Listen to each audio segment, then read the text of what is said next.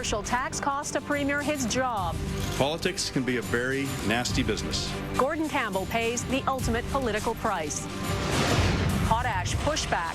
Does not present a likely net benefit to Canada. Ottawa sides with Saskatchewan and rejects a foreign takeover of a Canadian company. And they think it's a sign from God. It's just kind. I'm sorry. But can the city take away their reason for believing? Global National, coast to coast. From Kelowna, here is Donna Friesen. Good evening on a beautiful fall day in British Columbia's Okanagan Valley. People here in Kelowna and across this province got a big political surprise today. After 9 years in power, their premier resigned. Gordon Campbell's popularity has plunged to single digits in some polls, largely because of one thing, the HST. Global National's Jazz Johal reports. Just last year, Gordon Campbell won his third election as BC Premier, a rarity in Canadian politics. Today, he announced there wouldn't be a fourth term. After considerable soul-searching and discussion with my family, I've decided to ask the BC Liberal Party executive to hold a leadership convention at the earliest possible date to select a new leader of the party. Congratulations, buddy. That was a great time, John. Campbell's dramatic drop to the political basement is unprecedented. A recent Angus Reid poll put his approval rating at 9%, the lowest in Canadian history. Brian Mulroney even had better numbers when he introduced the GST, and even Richard Nixon had higher poll numbers during the Watergate scandal.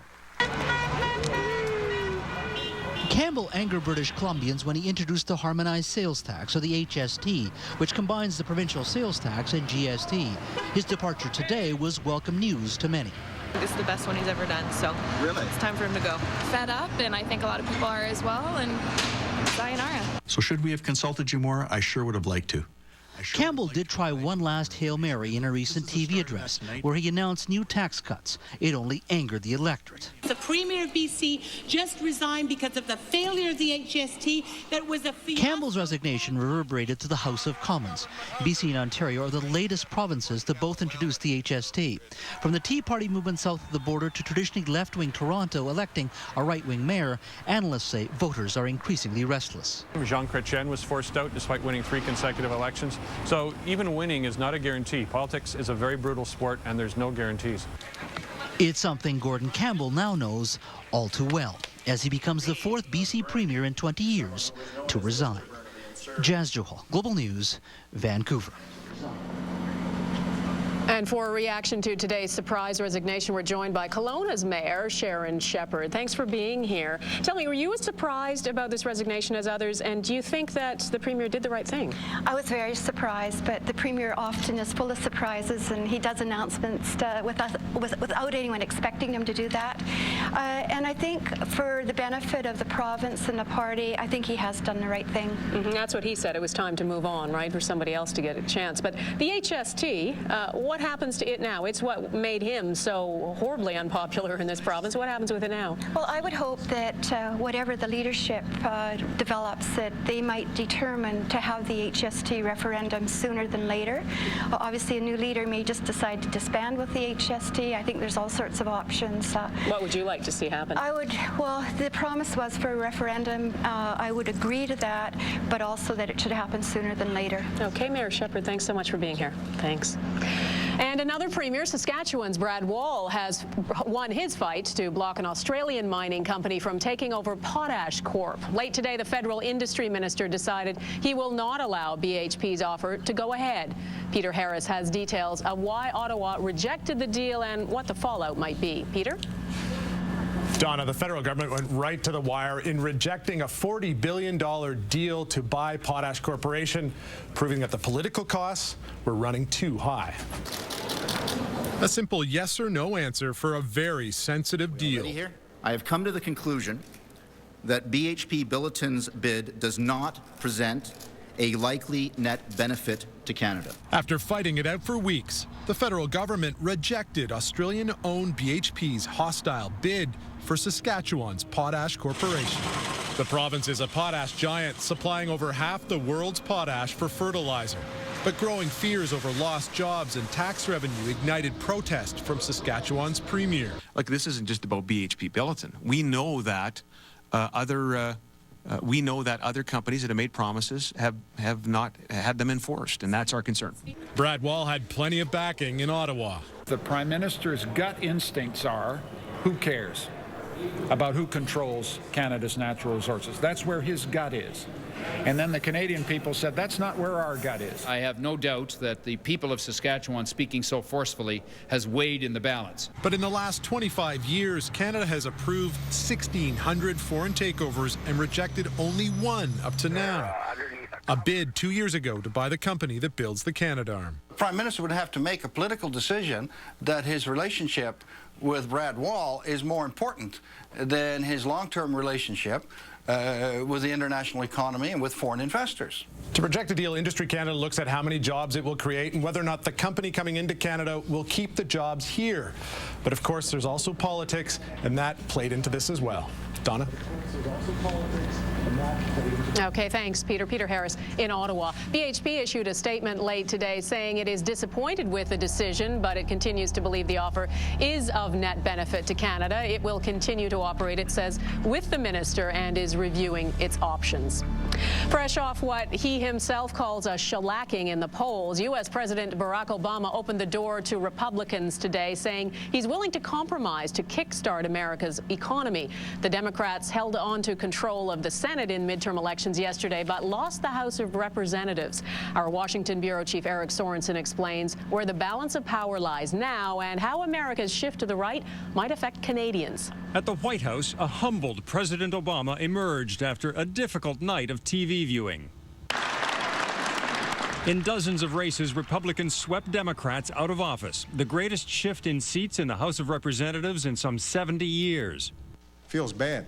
The man swept in on a Democratic wave 2 years ago was reflective about the message from voters that he has not done enough on their chief concern, the economy. The last 2 years, we've made progress. But clearly, too many Americans haven't felt that progress yet. And they told us that yesterday. And as president, I take responsibility for that. The question, now what? The new Republican House Speaker can push a Republican agenda, smaller government, lower taxes. The new majority here in Congress will be the voice of the American people. Republicans will face their own internal challenges with a new conservative anti-government wing known as Tea Partiers. There's a Tea Party tidal wave, and we're sending a message. Thank you. Democrats did hold on to the U.S. Senate, so the potential for gridlock looms large, especially as both parties jockey for advantage in the 2012 presidential run-up. Both parties understand that the American electorate is upset. They're not in love with either party, but they don't want to help each other get something big done because then that will look good on the other party's resume. One area now very much up in the air, energy and the environment. Republicans making it clear that cap-and-trade legislation will not pass, which almost certainly will cause delays on that front for Canada as well. I would assume if I were a representative of the oil and gas industries in Canada that I would be getting to Washington pretty quickly. Cap and trade, the oil sands, pipelines, energy is a very big issue between Canada-U.S. relations at the moment. And with this change in Congress, it seems like any certainty as to the road ahead is even more uncertain at this point. Donna? Okay, thanks, Eric. Washington Bureau Chief Eric Sorensen tonight.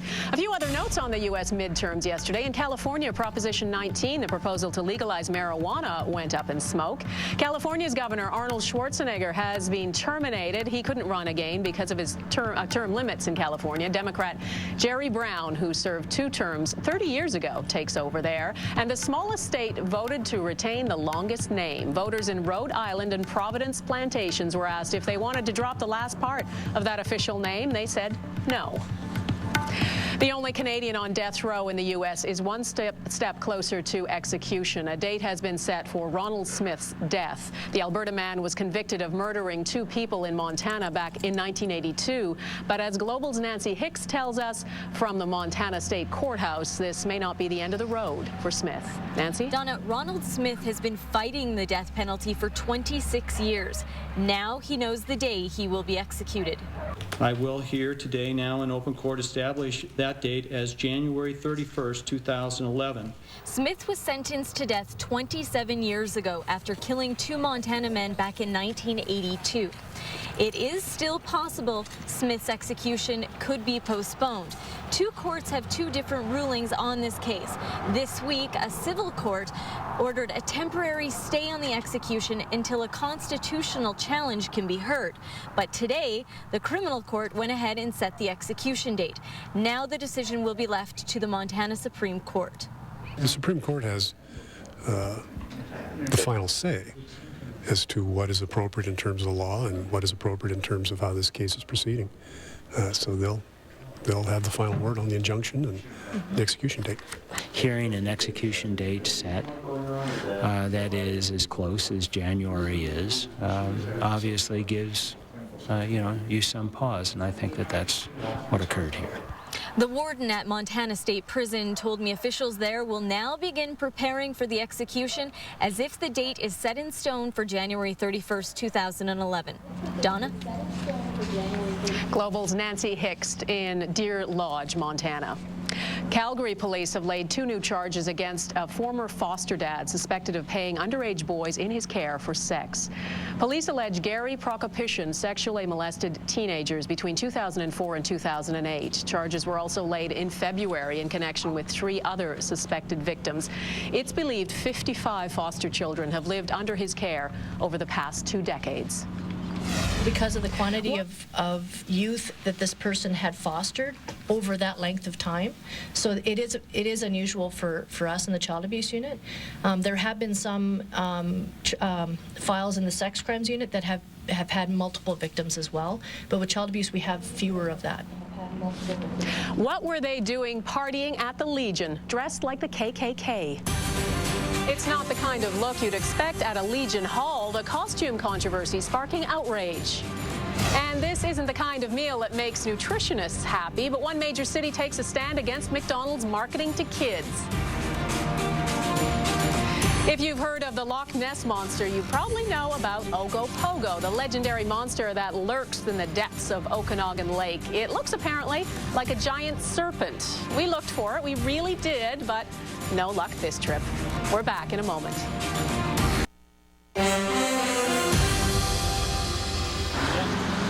This beats being in the classroom. 9th grade student Melanie Lynn Wren from Nova Scotia was chosen from among thousands of teens to spend a day shadowing the Prime Minister. It was a Take Our Kids to Work day. It's estimated more than 200,000 kids followed their parents or another mentor to work across the country. A Royal Canadian Legion branch in Campbellford, Ontario has been shut down after what happened there during a Halloween party. The chapter was flooded with complaints after awarding top prize to 2 people wearing extremely offensive costumes. Global's Alex Pearson spent the day gathering reaction from residents in the town. Alex? Well, Donna, it's a Halloween costume that's not as much scary as it is downright offensive. A KKK-inspired getup that's put the town of Campbellford on the map and a Legion and its members in the hot seat. It's what everyone's talking about in this community of 12,000. A Halloween costume so shocking, this woman was appalled. The people responsible should be held responsible. I can't believe there's people that stupid. The costume, a man wearing a Ku Klux Klan robe leading another man in blackface on the end of a rope, was worn to a party at the Royal Canadian Legion Saturday night. Even more shocking, the costume won for most original in a contest judged by Legion executives. The man who wore it wasn't home when we showed up, but his son had plenty to say. I understand people are saying, like, you dressed up like the KKK and stuff, but, like, it's just a Halloween costume, right? Like, people dress up like axe murderers all the time. Does he have any regrets? Yeah, and he says he should have thought over it a little bit better. Maybe he should have went to the Halloween party as Raggedy Ann and Andy with my mom. For Gary Russell, the incident's an embarrassment to the Legion he's been a member of for 21 years. My first reaction yesterday was that I was going to come in and switch branches because I don't just tolerate that sort of stuff. The Legion now closed for an investigation, received numerous complaints. No one was made available to talk, but this statement was released by the Ontario Command. We deeply regret the disgraceful lack of judgment exhibited by the individuals involved with the incident. Be assured the matter is being dealt with swiftly by means of our internal mechanism procedures. Don't allow their actions to besmirch our reputation, our many good community deeds. The town's mayor, disgusted by the images, is even more angered about how this reflects on the town and its people. The community is upset. Many members of our community are also appalled, shocked in fact, and they don't support what's happened. What has most Legion members most concerned is that this controversy has erupted right in the middle of its most important campaign for the poppy. They're concerned that it will reflect on the entire Legion and affect sales. Donna? Global's Alex Pearson in Campbellford, Ontario tonight. 30 years after McDonald's first started offering toys in its Happy Meal, San Francisco has become the first North American city to ban the practice. The new law, which takes effect 1 year from now, would only allow toys to be given away with kids' meals that have less than 600 calories, contain fruits and vegetables, and include healthy drinks. McDonald's spends $500 million a year on advertising and toys to promote its meals for children. One of Hollywood's biggest movie companies has filed for bankruptcy. MGM Studios owes $4 billion. And a look now at how the markets ended the day. The loonie was up about 1/4 cent. The TSX fell 10 points. And the Dow Jones jumped 26 points after the U.S. Federal Reserve announced it's buying $600 billion in Treasury bonds to spur economic growth. For generations, apples, cherries, and other fruit have been ripe for the picking in the Okanagan Valley. But with orchards drying up, growers are finding new ways to make a profit. The next thought process was, if it's good for fruit, why not for grapes? If you visit Kelowna, you can't miss that giant white sail by the beach. It's a 12-meter-high fiberglass sculpture by Robert Dow Reed, a world-renowned artist who calls Kelowna home. Stay with us.